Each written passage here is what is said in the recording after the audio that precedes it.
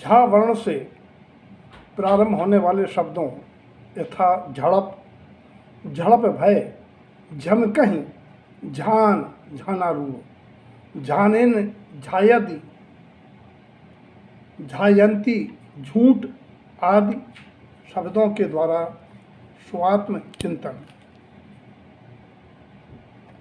झड़प, झड़प नाम अध्यात्म की प्रधानता से मिथ्याचारित है, जहाँ जीव के संकल्प विकल्प रूप परिणाम होते हैं, अंतर में द्वंद्व रहता है।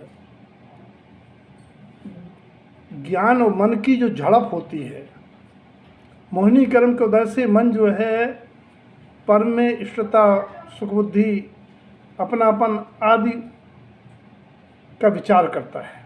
ये है, उससे रागादिक परिणाम होते हैं, ये झड़प है।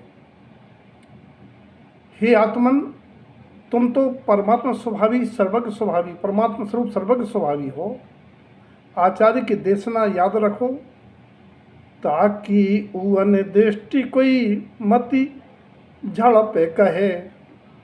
जिस भव्यात्मा को अपने परमात्मा स्वरूप की अनुभूति और ज्ञान हुआ है और दृष्टि उसी ज्ञायक स्वभाव पर रहती है, तब क्या कोई ज्ञानी उसके झड़प कह सकता है? नहीं कह सकता है।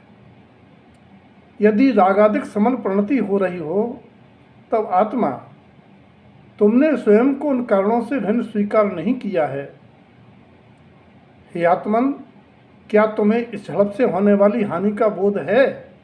आचार्य कहते हैं, उने झड़प सुई शरण पऊ।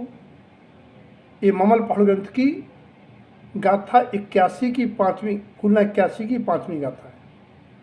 शुद्धात्म स्वरूप की अनुभूति बगैर जो झड़प होती है, उसी से आत्मा भाव भ्रमण पाता है, पंच परावर्तन करता है।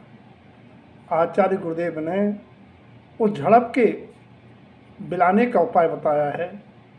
तम में नृत्य नृत्य रहे, झड़प गलिए, तम में नृत्य दृष्टि संजोतो। अर्थात जो सर्वज्ञ के वचनों के सत श्रद्धांत पूर्वक यथार्थ वस्तुरूप के सिद्धांत से शुद्धात्म अनुभूति पूर्वक स्वभाव में लीन होते हैं, उस भव्यात्मा के मिथ्याचारित रूप झड़प गल जाता है। और भी गुरुदेव ने कहा है, झड़प गलिए विज्ञान पऊ। प्राणी जब भेद विज्ञान पूर्वक अपने परमात्म पद का अनुभव करता है, तब मिथ्याचारित दिखाई नहीं देता है। हे आत्मन, तुम अपने को परमात्मा के समान जानकर वीतराग भाव धारण करो। अगला शब्द है झड़प भय। यथार्थ वस्तु रूप का ज्ञान न होने के कारण भयवश द्वंद्व उठना, जो वीतरागता, समता, सहनशीलता, विवेक और धैर्य के अभाव से होते हैं। ये आत्मा सहनशीलता, विवेक और धैर्य पूर्वक अपने स्वभाव में रमो। आचार्य गुरुदेव ने झड़प भय होने का भी कारण बताया है। दृष्टि भय है सोई झड़प मऊ, दृष्टि न सहे ससंकु। दृष्टि भय यानी मिथ्या सिद्धांत से स्वयं प्राणी मिथ्याचारित्मयी रहकर झड़प भय से भयभीत रहता है, क्योंकि अपनी दृष्टि में शंका दोष के कारण स्वभाव का सिद्धांत नहीं होता है।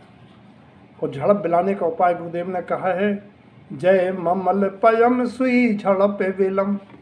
फूलना 101 गाथा 9।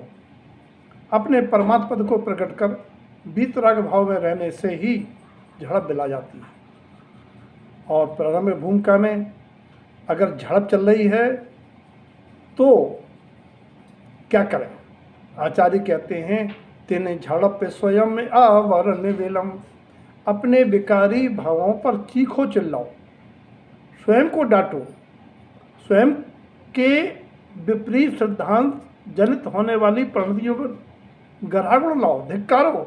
धिक्कार है मुझे, इतने परमात्मा की वाणी पढ़ते सुनते हैं, फिर भी ये मन के चक्कर में हम पर वस्तु में जुड़ जाते हैं। इससे आवरण विलंब, जो भी कर्म के आवरण हैं ये ढीले पड़ जाते हैं। अगला शब्द है झमकहीं। झमकह वीर श्री के हो वीरा, तुम वीर श्री के नंदन तारण तरण देव और मुक्त श्री के को वरण हुए महावीर स्वामी के समान वीरधारी, वीर अनुयायी, वीर अनुगामी आत्मा हो, अपने चैतन्य स्वभाव में झूम उठो।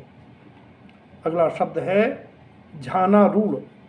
कम कलंक विमुक्त ज्ञानमयी झानारूढ़ संयुक्तम। ज्ञानमयी स्वभाव में शुद्धात्मा में ध्यानारूढ़ होने से कर्म कालिमा छूट जाती है।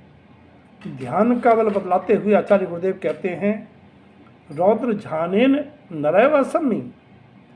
रौद्र ध्यान के बल से आत्मा नरक में वास करता है, और वहीं ज्ञान ध्यानेन शुद्ध परमिष्टि। ज्ञान समुच्चय 744। सम्यक ज्ञान पूर्वक शुद्धात्मा के ध्यान से परम प्रयोजनी परमिष्टि पद प्रकट होता है। झायति देहवी धम्मम झायति। सम्यक ज्ञानी 10 प्रकार के धर्म के लक्षणों को आधार बनाकर आत्म ध्यान धरता है। हे आत्मन, तुम धर्म ध्यान को ध्याओ। ध्यानम ध्यायन्ति सदा बुधई। सम्यक ज्ञानी आत्मा सदैव धर्म ध्यान को ध्याते हैं, और परहेज की अपेक्षा से शब्द है झूठ। कभी झूठ नहीं बोलना, क्योंकि व्यवहारिक जीवन में स्मरणीय है, सत्यवादी राजा वसु एक झूठ वचन से नरक गए। अतः आत्मन, न तो कभी झूठ बोलो और न झूठ कहिए। अनृत असत्य पदार्थों में अपनापन की मानता रखो, न उनमें इष्टानिष्ट मानो, न उनमें सुख बुद्धि देखो। इस प्रकार से झा वर्ण से चिंतन